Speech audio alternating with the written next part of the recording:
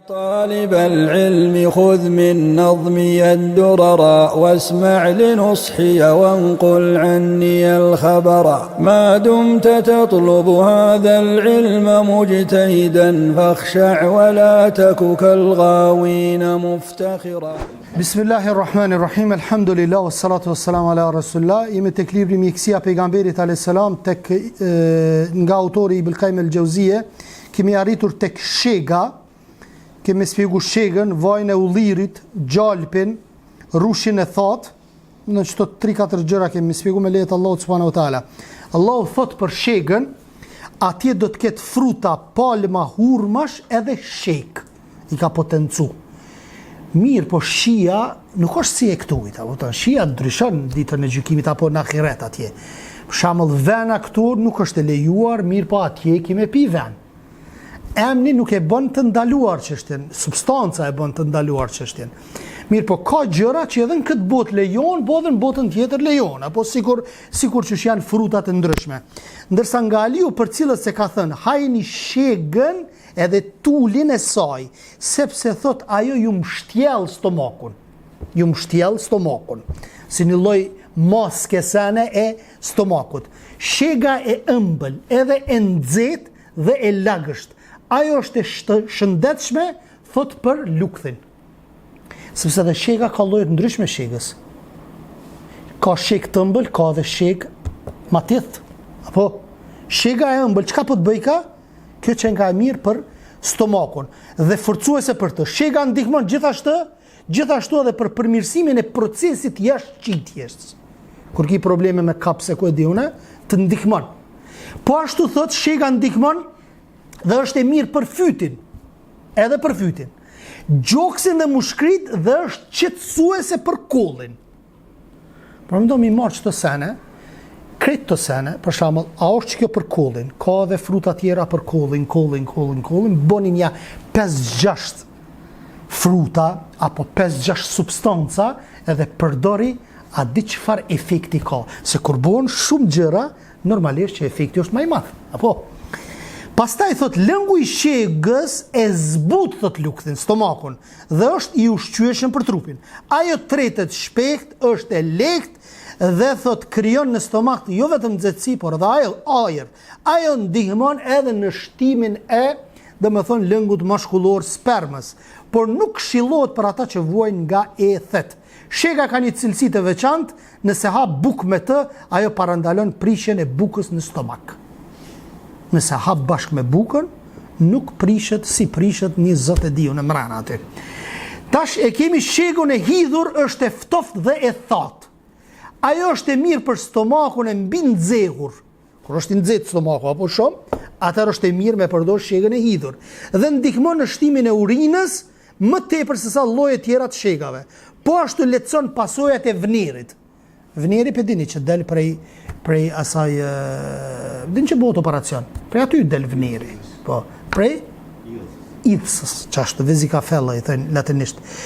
Pastaj thot shtimin e urinës më tepër se lloje tjera të shegave. Ajo lehtëson pasojat e vrerit, ndërpret diaren, nëse ki barkçitje të fuqishme, thot e ndërpret. Bën një mesatare. Dhe parandalon thot vjelljet. Po ashtu largon nxehtësinë në mëlçi, fuqizon organet, e kështu me radhë shega ndihmon nxjerrjen e mbeturinave prej stomakut. Po ashtu po ta zihesh thot lëngun e shegës. Dhe mi aqit një sasi mjalt. Thot derisa të bëhet diçka si krem. Thot dhe të përdoret si pikë në sy, i ndihmon syrit shumë. Ai largon ngjyrën e verdhë dhe lagështin e tepërt prej syrit. Nëse lyen trysat e dhëmbëve me të, ajo e kuron zjarthin. Lëngu i shegës bashkë me lëvorën e saj është edhe si laksativ. Laksativ kur kur s'mundesh me dal nevoje, e përdor këto në formë të lëngut edhe të ndihmon me dal si laksativ. Farat e shegës tash, nëse përzihen thot me mjalt, kurojnë thot gishtat e infektuar dhe lungat e qelbzuara. Nëse i merr farat edhe i përzin me mjalt, atëherë thot gishtat nëse i kit infektuar i përdor dhe me lejet Allahut shërosh. Ndërsa tash lulet thot shegës për çdo sen Allah Azza wa Jall ka kriju, subhanallah. Jo më kot I ka kriju senet ai. Na sot I shohim si të kota. Mund mi pa disa gjëra që nuk I kemi studiu. Me po Allah Azza wa Jall mas një kohë, apo ka gjëra që sot për shembull janë hulumtu edhe janë gjetë që para 15 gjekujve nuk I kanë ditë sahabët ato gjëra. Unë shpesh e them, Baca Ismet Kallxan në Feronikel që ka punu, është një dzehe, po një substancë që del prej tokës Kosovës, që çajo dzehe mirët edhe përdoren telefonat që na I përdorim touchscreen. Kjo është në Feronikel. E paramenon vëllazni qatë dzehe me pas sahabët në dorë. A kishin ditë?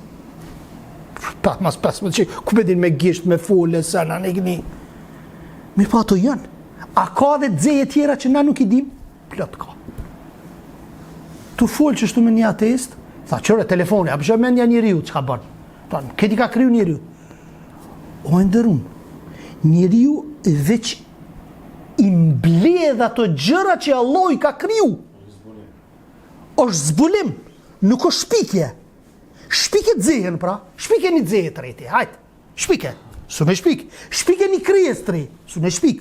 Po, e merë një dzeje në Feronikel, e merë një mjetë tjetër ku e dione me një vend tjetër. E merë ato I bashkon gjitha edhe vjen iPad I bot. E prodhon, s'ka putë.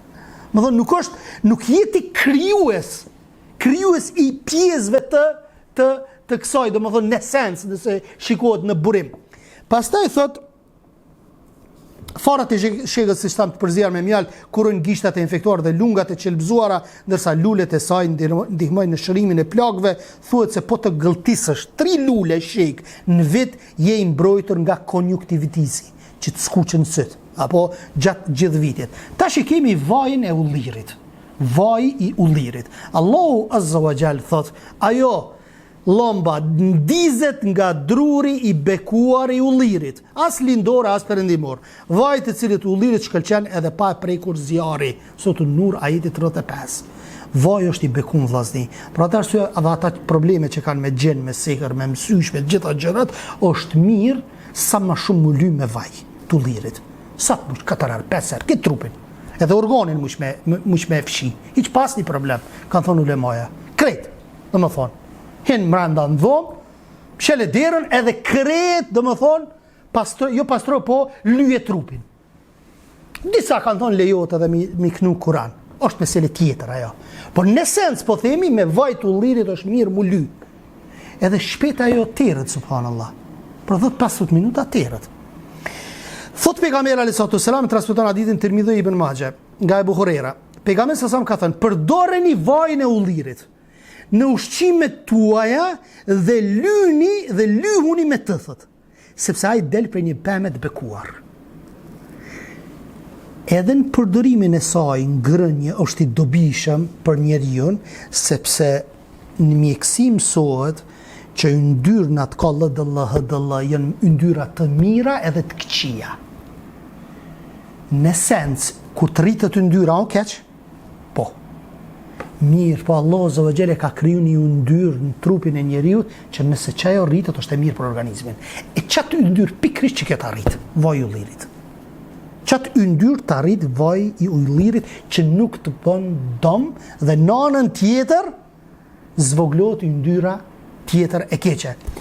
Po ashtu, pejgamberi sa nga Behakiu dhe Ibn Majah thot nga Abdullah ibn Omeri, thot hajeni vajin e ullirit dhe përdorini atë për t'u lyer, sepse ai është prej një pemë të bekuar. Vaji I ullirit është I nxehtë dhe I lagësht në shkallë të parë, sidoqoftë cilësitë dhe vetitë e vajit varen nga pema që e prodhon. Varësisht nga pema edhe është vaji I ullirit. Ka për shembull vaj cilësor që I thënë extra virgin, apo ko dione që është ma I cilësor, apo ka vllaznite na o gjallor që bëjnë vaj të ullirit edhe në Shqipni, apo edhe ka edhe kështu në përgjithësi që shesin. Për shembull, vaji më I mirë është ai që del nga shtrydhja e ullinjeve të pjekur, ndërsa vaji I ullinjeve të papjekur është I ftohtë dhe I thatë. Ullinjet e kuq prodhojnë një lloj vaji që gjendet mes dy të parave. Ka dhe ulli të kuq, e keni pa, ka të kuq, ka të kaltërt, po ka edhe që janë si të verdh, apo si të gjelbërt me një aspekt. Vaji I ullirit vepron kundra helmeve, shërben si laksativ dhe pastron trupin nga krim mbat. Vaj ullirit të vjetër anon më tepër nga të qenet I nxehtë, çdo lloj vaj ulliri zbut lëkurën e ngadalson procesin e plakjes. Uji me krip I përzier me vaj parandalon krijimin e fshikave në lëkurën e djegur, ai forcon edhe dhëmbët, trysat e dhëmbëve. Kjo ishte sa I përket vajit. Tash e kemi gjalpin. Në Sunenën e Abu Davudit shënohet ky rrëfim nga dy fëmijët e Busrit, kur I dërguar Allah sa bujtin shtëpinë tonë. Ka bujt shtëpinë tonë. Thot, ne I nxërëm për t'i ngrën, ne kemi marrë diçka dhe I kemi dhënë Muhamedit alayhi salatu wasalam për të ngrën ca gjalp dhe hurma të thata, pasi ai pëlqente gjalpin dhe hurmat arabe të thata. Hurmat arabe kanë shumë substanca të dobishme. Gjalpi është I nxehtë dhe I lagësht, prej tij ka shumë dobi, si për shembull pjekja e mbeturinave të trupit, jashtëqitjes dhe dekompenzimi I tyre, kurimi I lythëve që dalin afër veshëve. Edhe lythët që dalin afër veshëve me gjalp, domethënë shërohen me lejen e Allahut subhanahu wa taala. Po ashtu gjalpi I përdorur veçmas shëron zjarthin në gojë dhe lloje të tjera të puçrave. Po ashtu edhe ndihmon në hemoptizi. Hemoptizia është pshtyma me gjak. Kur ti pshtyt me gjak, thonë është mirë me përdorur këtë gjalp. Gjalpi zbut natyrën e njeriut, nerva dhe tumoret e forta që krijohen nga vneri I zi edhe këlbaza. Ai kundërvepron gjithashtu ndaj thatësirës në trup, ndërsa për fëmijët e vegjël lyerja e trysave me gjalp ndihmon në daljen dhe rritjen e shpejtë të dhëmbëve. Urtësia e pejgamberit alayhis salam është që hante hurma të thata me gjalp, është se këta artikuj as njanson efektet të njëri tjetrit. Na kemi mësuar edhe më herët, apo domethënë që nuk duhet mi marr dy perime apo dy fruta që kanë të njëjtin efekt. Domethënë njëna e nxehtë, njëna e ftoftë duhet me marr për me pas një lloj balanci. Apo për shembull trangujt, a janë të nxehtë apo të ftoftë? Janë të ftoft. Mirë, por nëse shikon për shembull një pemë tjetër, çfarë pemë kemi kallëzuar më herët? Hurmat janë nxehta për shembull. Domethënë duhet me bë, para më do pejgamberi sa ka përdor hurma me çka? Me kasavica, me trang. Edhe me bostan. Pse? Më dhënë këshyre dallimet që I ka bo. Të kundërtën ja ka marrë. Nëse ka marrë një ushqim, për shembull që është I nxehtë, e ka marrë pjesën tjetër të ushqimit të ftoftë. I lëngshëm, ky tjetri I thatë. Më thonë I ka I ngurtë, I thatë, që është dushtuj, po dhe më thonë I ka përzit e dy ushqimet. Sikur na, subhanallah, ti praktikojmë të gjëra kur si ishim smu. Po si praktikojmë? Pejgamberi sa ka thonë, çka ka thonë për borgen?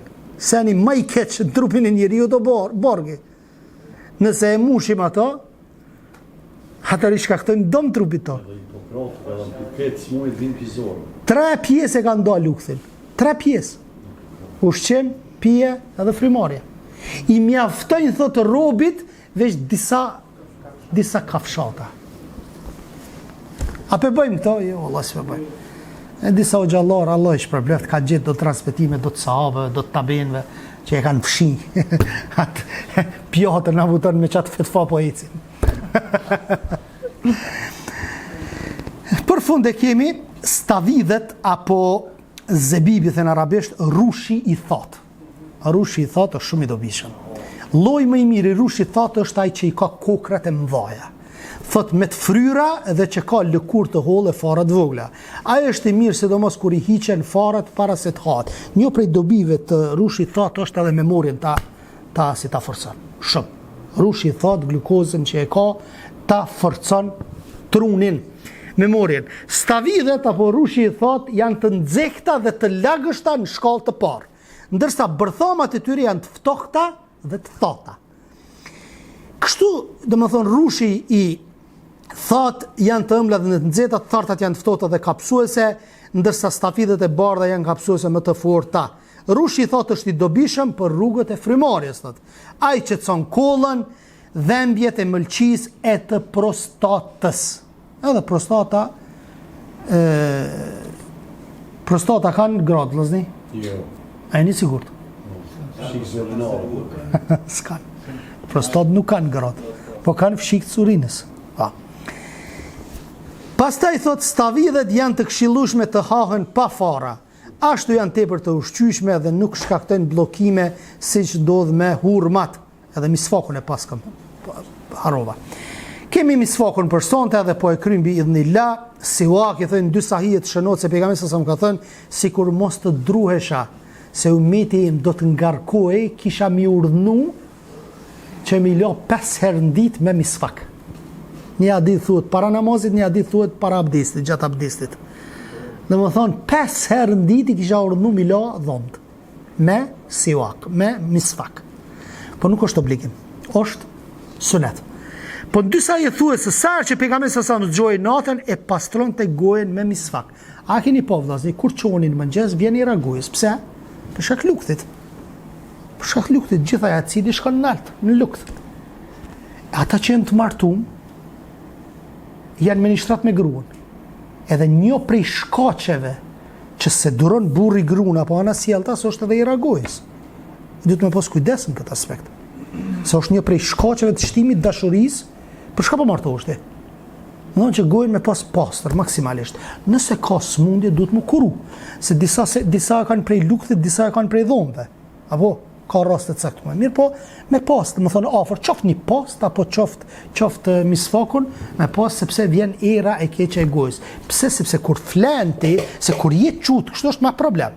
Dërsa kur të flen, për njerë aciditeti shkon naltë në gojë. Edhe di kompo disa video, a keni vrejt për shembull që shndrohet në gjuhë një shtresë e bardhë. Kur çonin mëngjes këshirne, një shtresë e bardhë. Ka disa mjete, disa si plastikës janë që e pastrojnë. Kur çosh mëngjes e pastrojnë. Edhe e hekin qatë pjesën e bardhë, se qatë ty kretë mblidhen dhe më thot ajo era ma e keqe e gojës. Ka një mori hadithesh, thot njëri prej tyre është muslim, se pejgamberi sa herë që hyn në shtëpi, gjëja e parë që ka bëu çka ka qenë siwak, misfaku. Pak para vdekjes, sytë e tij janë drejtu ka misfaku. Edhe ka po gruaja vet, apo thonë edhe Ebu Bekri apo Omeri, nuk e di cili, thot diçka po lyp pejgamberi alayhisalatu sa me syt. Kan po kapi drejton syt drejt misfakut. Edhe e kanë pru misfakun. Në tu vdek, subhanallah, në agoninë e vdekjes ka pas qef mi pas pse? Se ka pas takim me Gjibrilin a.s. Allah. Plus ka me dal për Allah, subhanahu wa ta'ala, do me dal i pastër. A ki pas sa, për shembull, kur vjen i ragujës, i tmeron edhe ata që i ki afër. Më pas shumë kujdes në këtë aspekt. Pastaj thot ka një mori hadithe si shtam që flasim për këtë temë, në njërin prej tyre është edhe autentik. Se pikrisht pak para se të ndronte jetë, siç e tham, ju kam shqetësuar duke ju nxitur shpesh që të përdorni misfakun. Misfaku më i mirë është prej drurit arak. Është e këshillueshme që ai të mos bëhet prej pemëve të panjohura, se mund të jetë edhe helmuese. Duhet me ditë prej cilës pemë jetu e marr ato sepse mund të jetë helmuese. Misfaku nuk duhet të jetë shumë i fortë, sepse ashtu mund ta dëmtoj smaltin, që do thonë çto zmalti është kjo mbi dhomë, që është kjo mishi i dhomëve. Mënyra më e mirë mbajtjes së misfakut është me e fut me një ujë me trëndafil. Do thonë merr misfakun edhe e vendos në ujë trëndafilit. Kjo është mënyra më e mirë, s'është edhe një lloj dezinfektuesi ajo. Po ashtu thot ndërsa lloji më i mirë i tij bëhet me degza arre, autori i El Teisir thuhet se po ta përdorësh misfakun një herë në çdo 5 ditë, ai të pastron kokën nga brenda, të mprish qisat edhe të shkatëson mendjen, sepse lëshon një lloj asi lëngu lëshon. Çaj lëngu ty të ndihmon. Çaj lëngu ty të ndihmon. Misfaku është i dobishëm për shumë arsye, erën e këndshme ja e gojës, forcimin e trysave, pastrimin e këlbazës, të shikimit, si dhe parandalimin e kaviteteve. Ai ruan shëndetin e stomakut, qetëson zërin, ndihmon procesin e tretjes, edhe po ashtu e bën të folur me të zhdrvjellët. Flet ma mirë me një aspekt dhe thotë qartëson zërin, sidomos për leximin e Kur'anit. A ki pa disa dhe përdorin edhe vesë për punë të zonit. A e dini që sultan vllaznin kone perandorisë osmane për me bo eho për me bo, a ki xhamit e mdhaja që kanë eho, i kanë qitë vo, në Turqi pa tani, me vo i kanë bo muret. Shkaku që kjo përshkaktoj ka eho, shamëti Allah shkon për njerë. eho, që kjo e kanë shpik, e kanë zbulu, dhe më thonë, që shkakton eho me voqe i kanë ly murret, subhanallah. Pastaj thot, përdorimi i misfakut është i pëlqyeshëm në çdo kohë, por në mënyrë të veçantë para namazit, abdestit, kur zgjohesh nga xhumi ose kur goja mban erë të rënd për ata që janë duke agjëruar. Lejohet me përdor misfakun edhe kur je agjërueshëm. Disa kanë hilaf për çështjen e pastave që kanë erëna të fuqishme, më mirë është me lon, mos me e fshija, kupton se është erë e rëndë. Po ashtu ka dite që e lejnë përdorimin e misfakut gjatë agjërimit, sepse është i dobishëm për ato që agjëron, sepse ashtu kënaqet Allahu subhanahu wa taala, dhe në Sunan shënohet se Amr ibn Rabia ka thënë, unë e kam parë të dërguarin sallallahu në disa raste duke përdorur misfak kur ka qenë agjërueshëm. Tu qenë agjërueshëm ka përdor misfak. Mirë po lëngu që e lëshon në zbën me hi mrana. Po nuk bën me hi mrana. Buhariu sjell hadithin që përse pe Ibn Omerit që tregon se pejgamberi sa me përdorte misfakun në 2 skajet e ditës. Pastaj kemi në takimin e radhës e kemi peshkun, kemi gjethet e repës zvicrane, pastaj kemi qumshtorën, elbin e kemi, mishin e pjekur, kemi dhjamin e kështu me radhë. Subhanak Allahumma bihamdika ashhadu an la ilaha illa ant astaghfiruka wa atubu ilayk. Allahu ju shpërblet.